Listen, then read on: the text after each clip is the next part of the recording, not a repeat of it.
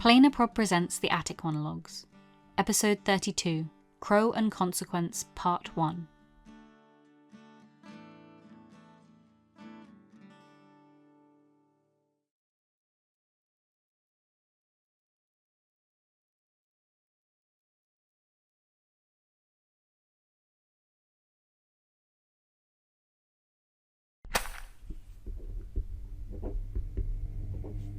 I don't know what I expected.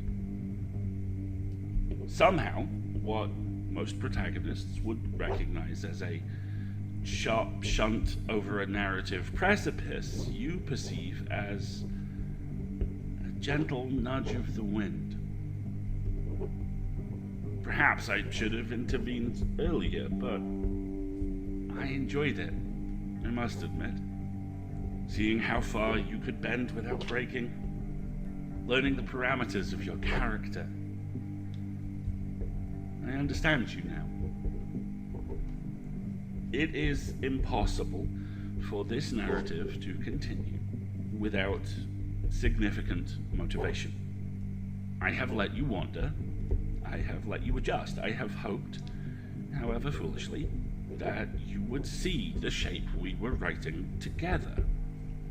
A devastating tale of power, betrayal, the lengths one will go to for the things they believe in. There is one truth you need to reckon with for us to go any further. You wanted to talk. Apparently, what the protagonist wants, the protagonist gets. Of course, I know best where to meet you. See you very soon, Nix Ryland.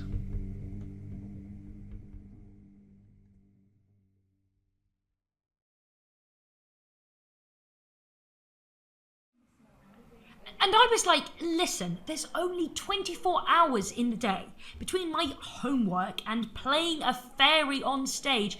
Which do you think I'm going to do? Would it be foolishly optimistic to say the one that goes towards your future? Excuse me, sir. You're looking at the youngest ever future artistic director of the globe. You think an essay on Arthurian romance structure in Elizabethan theatre is going to help me when Midsummer is right there? Isn't Shakespeare Elizabethan? Yeah, but they're making us write about the two noble kingsmen. No one cares about the two noble kingsmen. It had co-writers. So, you're a snob. Good to know. No, but like I said, 24 hours in the day. Approximately 38 plays attributed to Shakespeare. No one has the time to care about them all. I'm hearing elitism. Can you go back to coaching me through breakdowns? I'm not sure I like you bullying me. I can send you to Athro, if you like. 24 hours, Ambrose. Every time I go to the library, I end up with books. And if you stayed in the library, you'd have the time to read them. Barely any time passes there. No thanks. It's creepy. Do you ever get the feeling that someone's watching you? Like, the cavern is so high you can't see the ceiling. It just gets dark, and it feels like something is looking at me from the shadows, you know?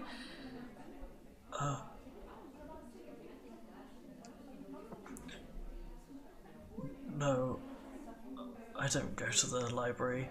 It's too... It holds bad memories for me. Secret narrative plot memories? Yes. Oh. I'm sorry. We don't have to talk about it. Thank you. I might just... Excuse me a sec.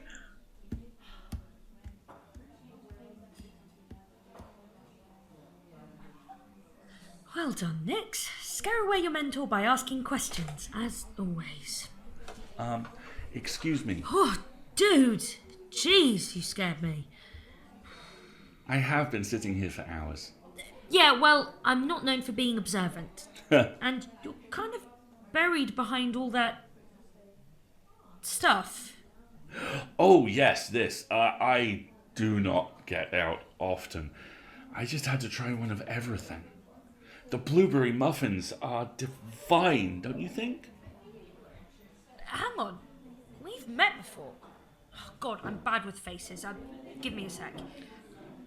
I must look very different under actual light sources. The library! You were bugging Athery the first time I went there. Yeah, that's right. Librarian Dane is not so brilliant at the customer-facing side of being a librarian, unlike their husband. Every introvert needs their extrovert, I guess. Like me and my friend. Not that me or Ambrose are really that extroverted anymore, I guess. Anyway, sorry, what did you want? Oh, nothing, really. I just figured I should introduce myself, since I was staring. I honestly hadn't even noticed. Why were you staring? Oh, it's because of the strings. They bend toward you. The strings? I'm so glad you asked. The whole world is made of strings. Between people, between places, tying them together in the future, in the past. My magic lets me see them. It was amazing when you stepped in here.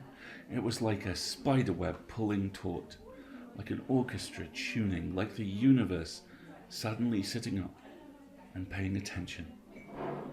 Yeah, well, that would be my lovely personal omnipotent god. You must be the new protagonist then.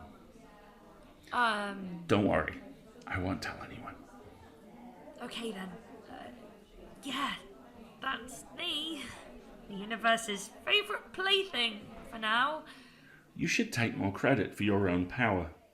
Magic is all about actualization. Modern scholarship on the subject suggests that the author didn't choose you to be his protagonist. The universe was already bending beneath you. Oh, thank you. You know, you're like the first person to maybe make this not a bad thing. I'm sorry, I didn't get your name. You can call me Scriff. All my friends do. Cool name. Does it mean anything? In like Trinivi or anything? Or something? Oh, nothing interesting. So, are you new to Trinoventum? Yeah. I just found out about it like a couple months ago. I imagine that must have been quite the shock. Yeah. It's been many generations since we had a protagonist from outside the city, so I'm curious. Do you have some connection to magic from before you knew about it? Narratives do so love to tie in loose ends like that as cool little surprises. Well, I mean, my flatmate, my best friend, Bella, her kind of adopted dad is Ambrose, like the guy who runs this place. So I had a magical connection through that. Like 2 degrees of separation or whatever. But I only met him after I started. After this all started, you know? That sounds complicated. And your Bella, she had no knowledge of this? All this time? Yeah. It seems like Ambrose and Athery wanted to keep her safe from all this. You said seems like. Yeah, I don't know. Ever since I found out, it still feels like there's something they don't want to tell me, that they're dancing around. And it scares me, because the last thing they kept from me was like a whole world and a destiny and a threat to my life, even if they thought I'd be better off. I'm just worried that I'm missing something huge, and it's going to make everything worse. Sorry, I just, totally dumped all my issues on you. It's okay, my dear. Believe me. People have talked my ear off for far longer about far worse. Besides, I asked. Still. Oh, have you considered meeting with the Corvidae? No. Ambrose seems to think they're not the best at dealing with things. Like anything. That they wouldn't like what my presence means for their stability. Raven said the same thing, I think. Except it was a lot more colourful. They are, let's say, a little incompetent, it's true. But what government isn't? My point is this. They have resources. They have power. They could protect you from those who might dislike a protagonist. More importantly, they can help you sort through the threads, figure out where your narrative might be heading, maybe even how to unpick it. I mean, if they had that power, wouldn't they have done it for someone else before this? Before me? Wouldn't narratives be, over? Oh, who knows? Fear is a very powerful tool for control. What's the point in building a fence against the wolf in the woods if you have already defanged her? Listen, surely it's worth a try. Go to the council building. It is the large, ancient, marble-looking building in the main square. Ask to speak to Regina. She's the most direct out of all of them. Regina, that's Raven's sister, right? Wait, is Raven part of the Corvidae? Wait, he told me, ages ago, that he was a civil servant. Wait, so the government is, what, a family business? An oligarchy? A kingdom? Is Raven a prince? Of a sort. The titles are hereditary, yes, but the only reason the Raven and the Crow are held by the same family these days is a rather disastrous love affair in the 19th century.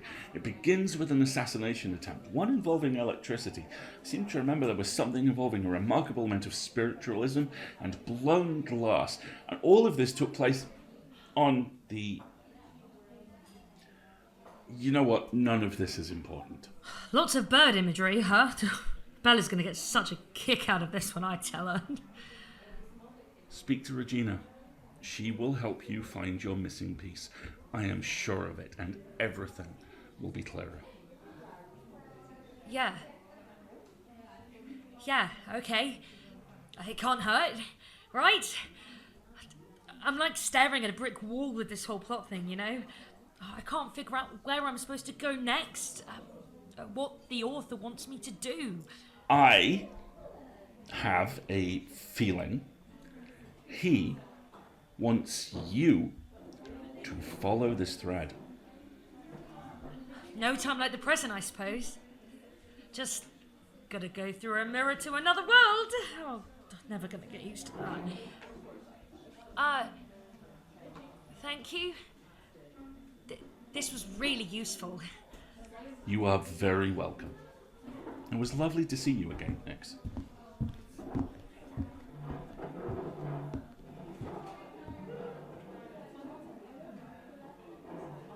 You can come out now, Mr. Trelaw. It's you, isn't it? It's me. What are you doing here? Just a little narrative intervention, my dear. Why? Are you really so tired of pulling threads behind the scenes? Now you have to do it in person as well? I am doing what you are failing to do. Lying to the poor thing? Still keeping them in the dark about their treacherous love interest? That's not very mentorly of you, my dear Ambrose. Why are you doing this? I told you, because you want me to... No, not here, not now. I mean everything. The narrative, the threats, the intervention. Maybe I was bored. Eternal existence can be so dreadfully dull. Maybe I'm writing only to entertain myself this time.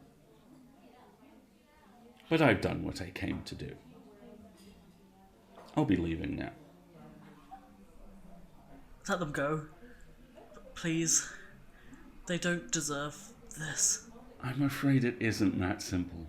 I don't get to pick and choose which stories I tell. But you do. I know you do.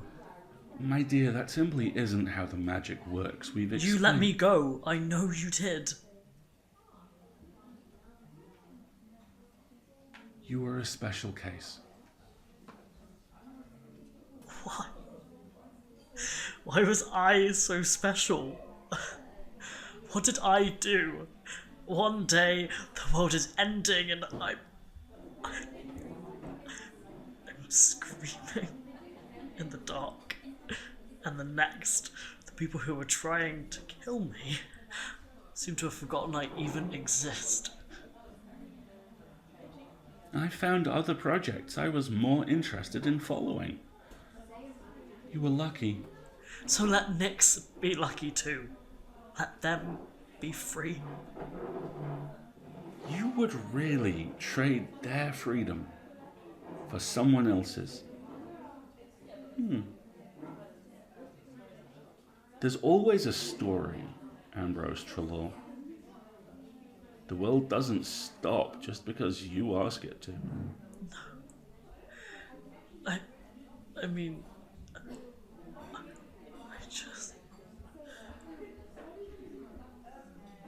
they've been through enough.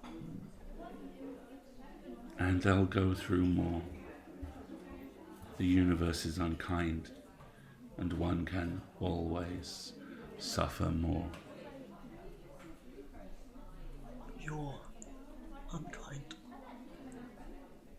Maybe. Or maybe I'm just doing the job I was given. It doesn't matter. By the end of today, Nyx will have to confront the truth, and you'll have quite the job on your hands picking up the pieces. Do your job. Teach them. Support them. Or I shall give your role to Athri and find you one you won't enjoy half as much. Keep well, Ambrose Trelaw.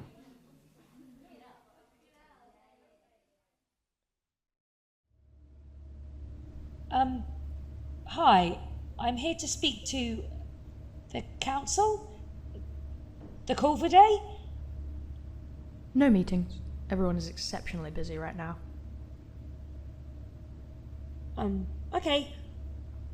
Does it help if I tell you I'm the protagonist?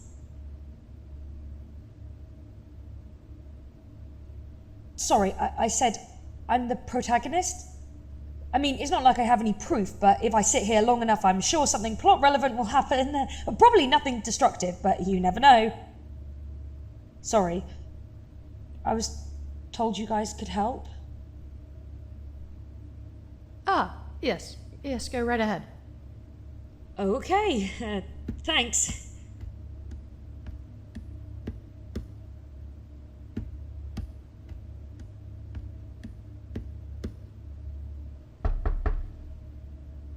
Hi, so sorry to disturb you and everything. I was just told you were the person to talk to because you're like in charge of everything and maybe you can help because you see, I'm the...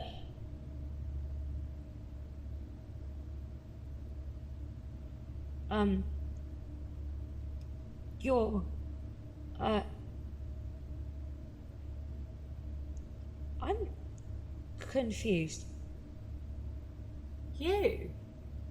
I apologise, your name escapes me. I'm Nyx. Ryland. Miss Crow. Hi.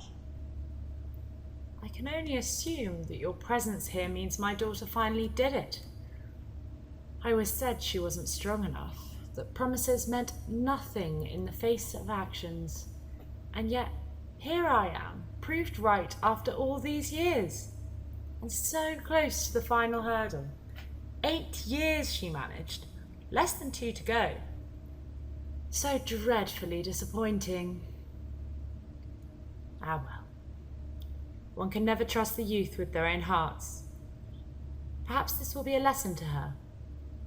I hope you know it's nothing personal. What? Obviously, I can't let you leave. Containment is of the highest priority, especially now. Explain to me what's going on right now. I'm really not understanding. I think my brain is taking a vacation. I am beginning to gather the situation is more complicated than I first understood. You're Bella's mum. Yes, Nix. We have met before. However briefly. You're Bella's mum. And you're here. In the city.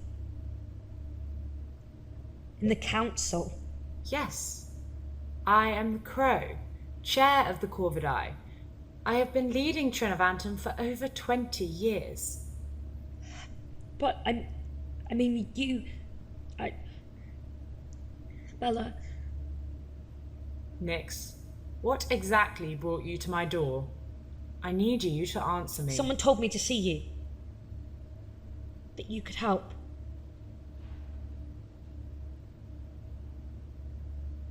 My daughter didn't send you here. She doesn't know you're here. No, I don't. She doesn't know. She didn't tell me. Then, how? Who sent you here? How would I help you? I'm the protagonist.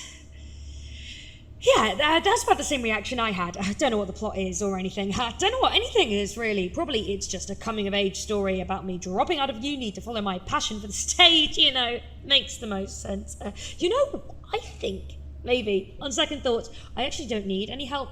I'm actually good. So good. This is probably a mistake. So I'm so sorry to disturb you, Miss Crow. I'll just see myself out. Wait! Yeah, goodbye! Can't.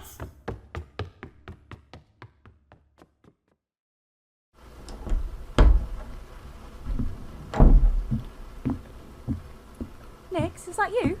What's going on? Tell me, it's not what I think it is. What do you mean? Don't, please tell me you never...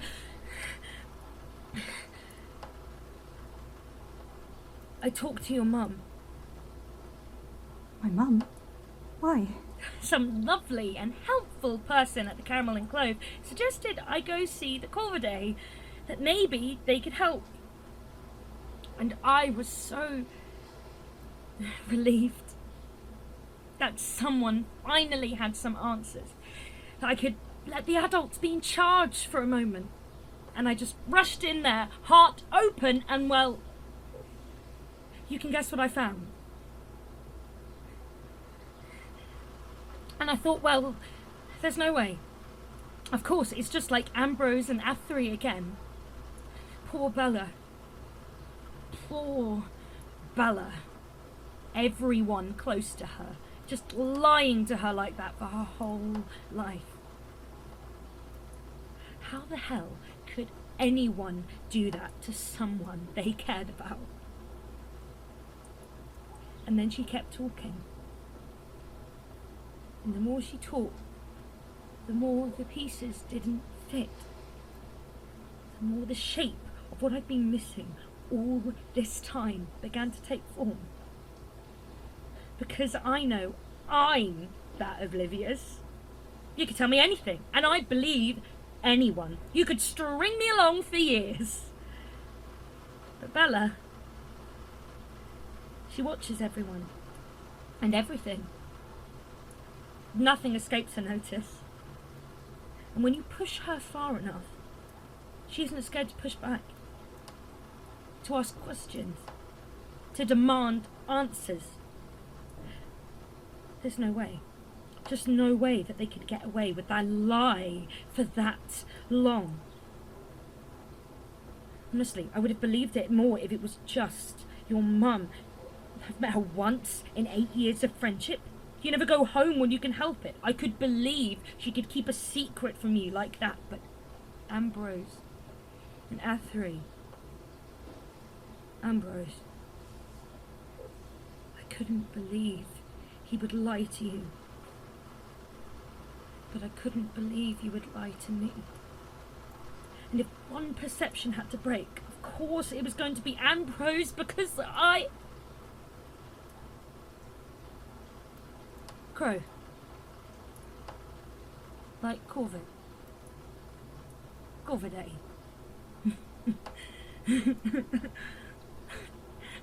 I'm such an idiot. You knew what the monologues were. When did you figure it out? Was it when you disappeared from home for weeks without telling me? Have you known that long? Or was it when the author sent the first letter? But you must have known.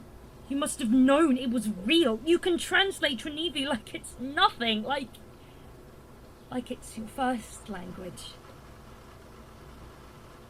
Tell me I'm wrong. Tell me I'm imagining things that you didn't know, that you're just as scared as I am of how much the people closest to you can lie straight to your face. Tell me. I can't. Nix, I know you must be angry, but... How else should I be, Bella? But please tell me this is how you expected this to go. Tell me what my appropriate reaction is supposed to be. Tell me I'm not supposed to be angry and hurt and betrayed, because you've been lying to me the whole time we've known each other. Even before, I always knew you didn't like talking about your family. I always thought it was because they were shitty. And maybe they really are. But I never asked, because it was your own business. And that Bella would have been fine. I could have died, not happy, but understanding why you never told me. Except now it's not all your own business. You knew exactly what was going on the whole time. You let me sit here and think I was losing my mind. Let me stumble through the dark and into more and more danger, which you knew was there and never bothered to tell me. Because what? You wanted to keep me away from your precious secret world? Or you just didn't care? I trust you. I trusted you more than anyone else in my life. You mean more to me than the whole world. I think I would have cared that you were a bit different. You thought I wouldn't have understood. Nix, I wanted to tell you for so long, more than anything. Then why didn't you? Because I was scared too. You have no idea what it's like, Nix. No idea how terrifying it is to grow up with a foot in both worlds. To be told one day you'll have to choose, knowing there's only one right answer. To have it hammered into you over and over again that being hidden is the only thing that matters. That discovery is worse than death. To live knowing everything that goes bump in the night is real and lives under your bed in particular. That magic is hungry and you have to give yourself to it completely. That it can infect everything you touch. Everyone. It's not pretty and it's not fun, and I couldn't let you see.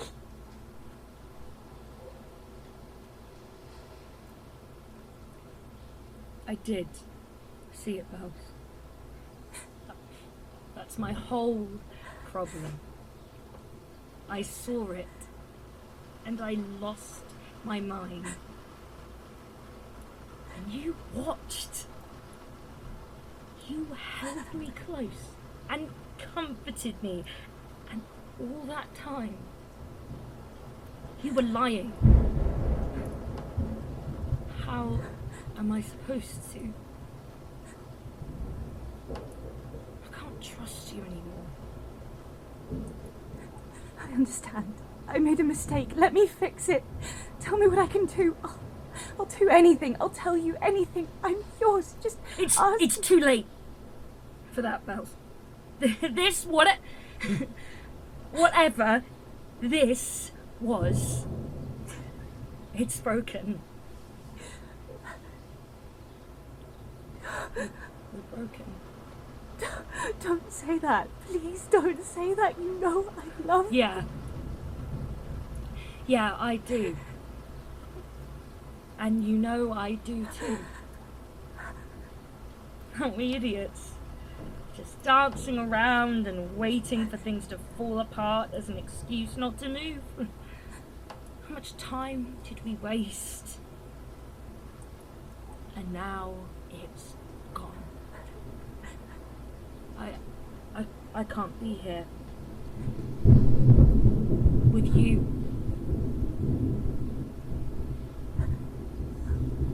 What are you saying? I'm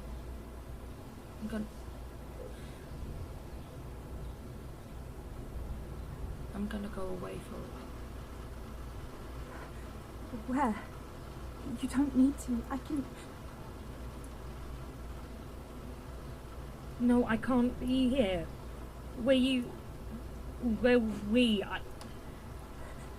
I can't be here. I'll find somewhere. Please, don't do this. I'm so sorry, Nix. Please, I didn't think I had a choice.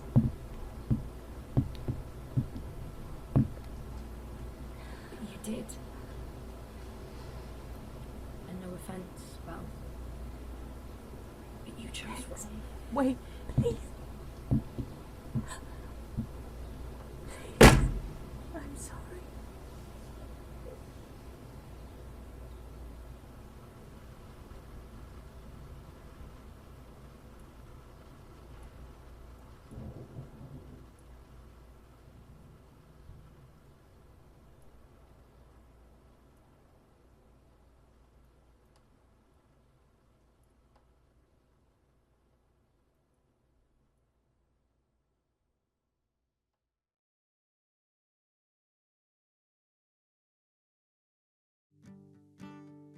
Thank you so much for listening to the Attic Monologues. If you're enjoying our show, please consider supporting us through our Patreon or Ko-fi to help us compensate the hard work our team puts into every episode.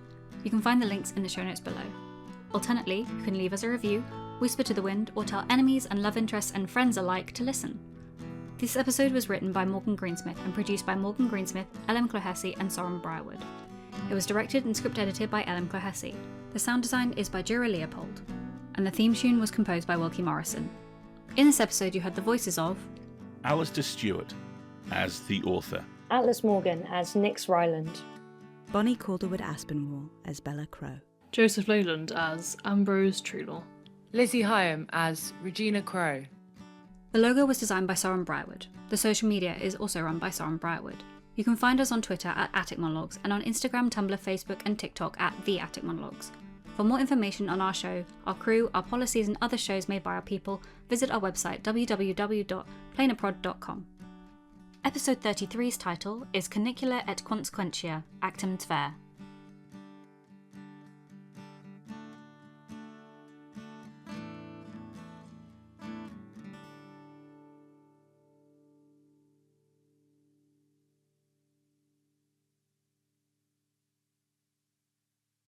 Today's episode features a trailer for Tranthologies, a trans-anthology podcast currently in its third season. From poetry to monologue to metaphor, from stories of non-binary princesses locked in towers to stories of trans film stars and portals to other worlds, this show has everything you can dream of.